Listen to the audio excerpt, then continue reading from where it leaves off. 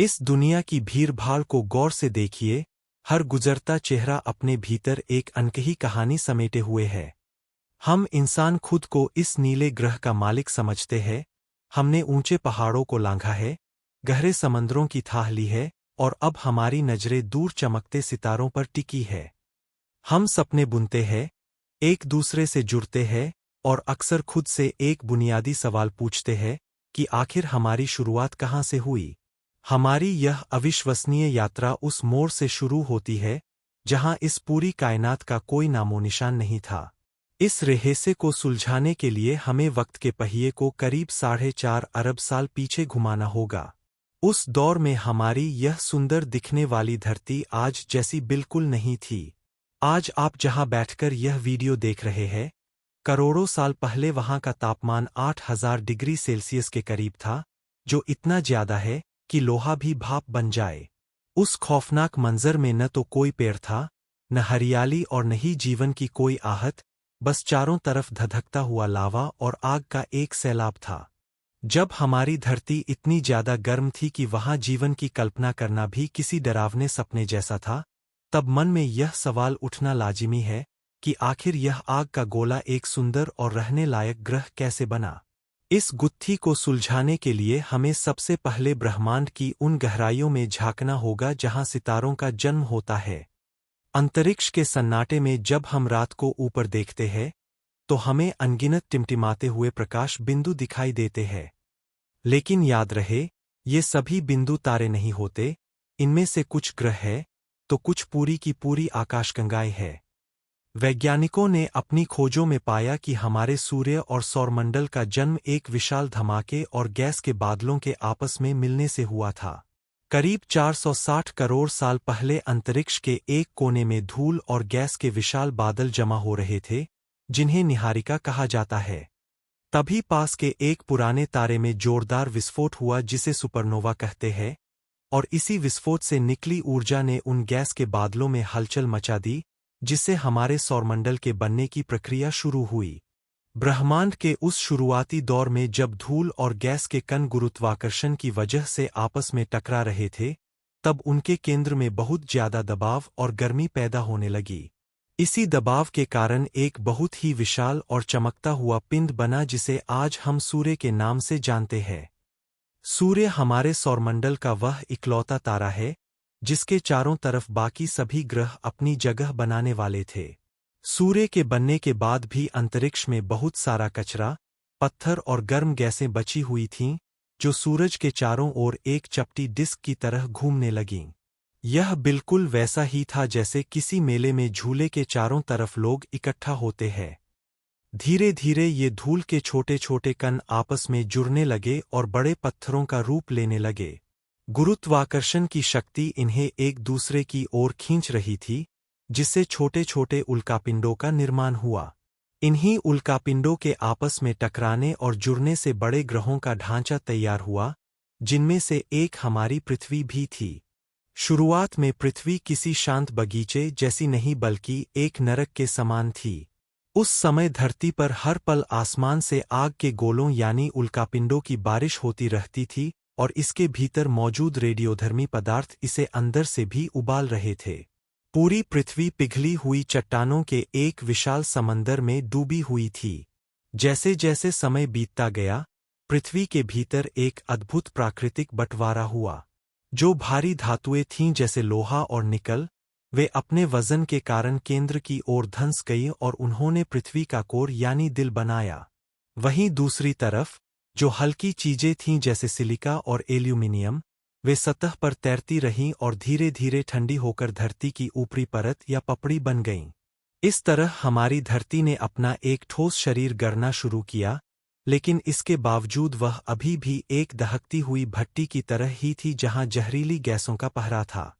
धरती के इस शुरुआती हिंसक दौर में एक ऐसी घटना घटी जिसने हमें हमारा सबसे प्यारा साथी दिया, जिसे हम चंदा मामा कहते हैं। लेकिन चांद का जन्म किसी कोमल कहानी की तरह नहीं बल्कि एक बहुत ही भीषण टक्कर का नतीजा था।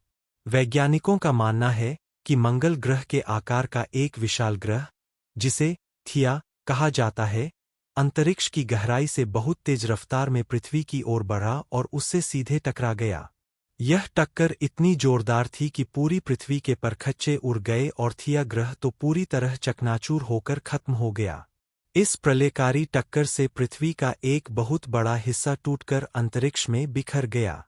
गुरुत्वाकर्षण ने इन बिखरे हुए मलबे को पृथ्वी के चारों तरफ एक छल्ले की तरह बांध दिया, जो बाद में आपस में जुड़कर एक गोला बन गए। यही गोला हमारा चंद्रमा बना।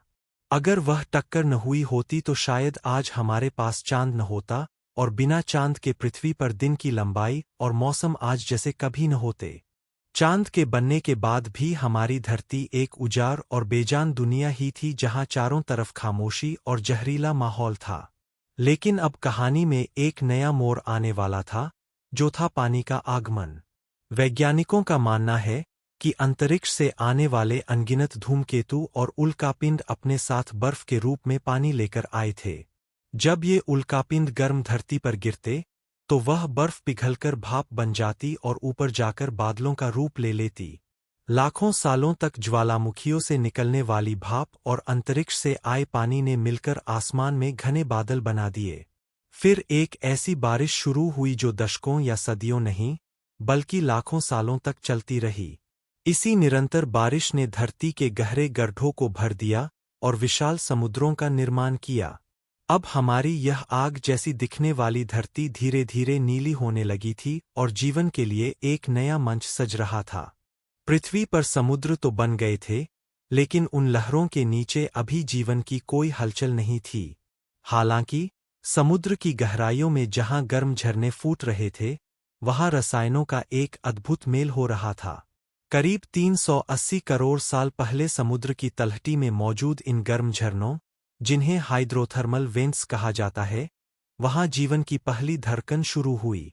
गर्मी और खनिजों ने मिलकर साधारण अणुओं को जटिल अणुओं में बदल दिया, जिससे पहली बार खुद को दोहराने वाली सूक्ष्म संरचनाएं बनी।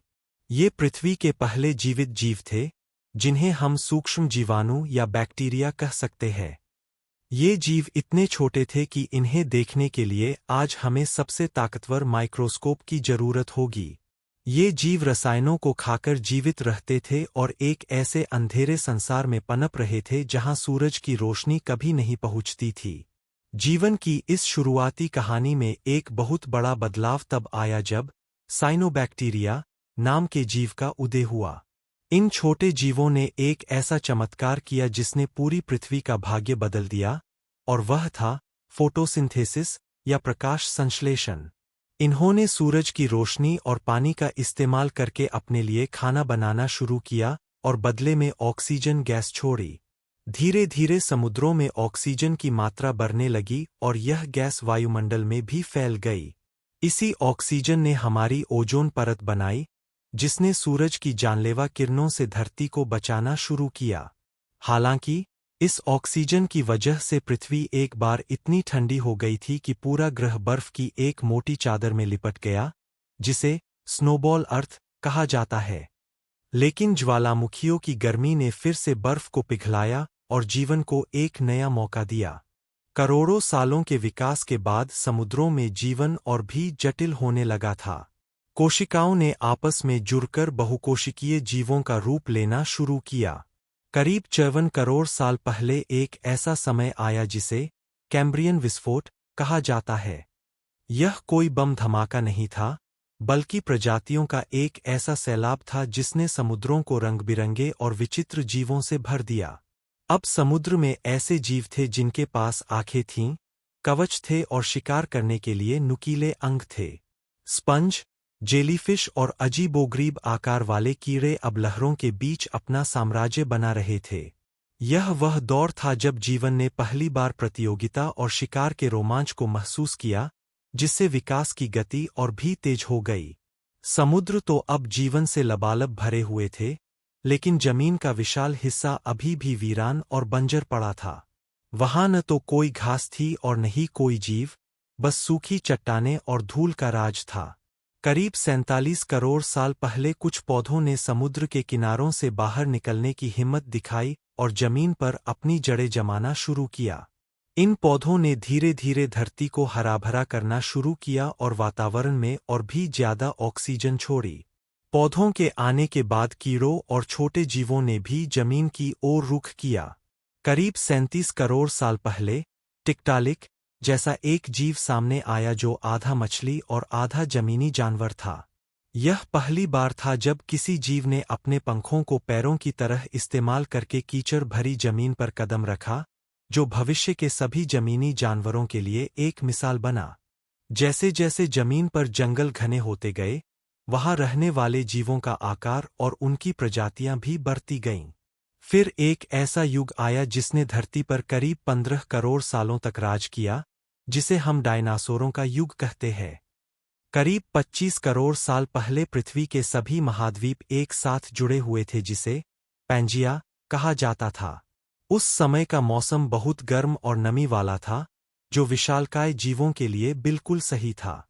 डायनासोरों ने हर माहौल में खुद को ढाल लिया, कुछ आसमान में उड़ने लगे तो कुछ विशालकाय पेड़ों जितने ऊंचे हो गए। यह वह समय था जब धरती पर प्रकृति अपनी पूरी भव्यता के साथ फलफूल रही थी और छोटे स्तनधारी जीव डायनासोरों के साये में छिपकर अपना अस्तित्व बचा रहे थे।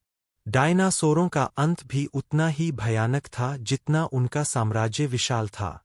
करीब 6.5 करोड़ साल पहले अंतरिक्ष से एक विशालकाय उल्कापिंड पृथ्वी की ओर बढ़ा और मेक्सिको के पास समुद्र में गिरा।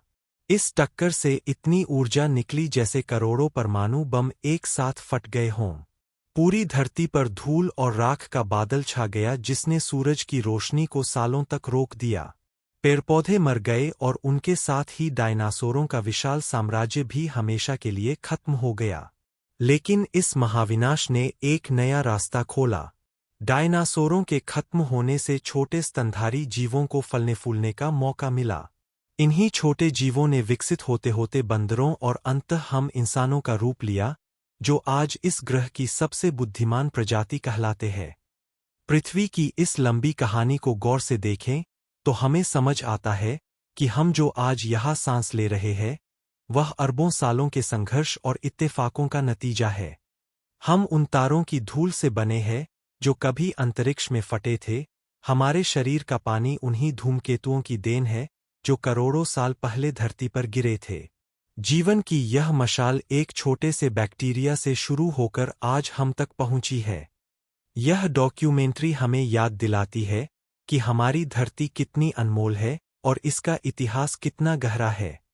हर पहाड़, हर नदी और हर सांस के पीछे विनाश और निर्माण की एक लंबी गाथा छिपी हुई है, जो हमें इस ब्रह्मांड से जोड़ती है। आज हम जिस दुनिया में रहते हैं, वह विकास के इसी लंबे सफर का एक छोटा सा हिस्सा है।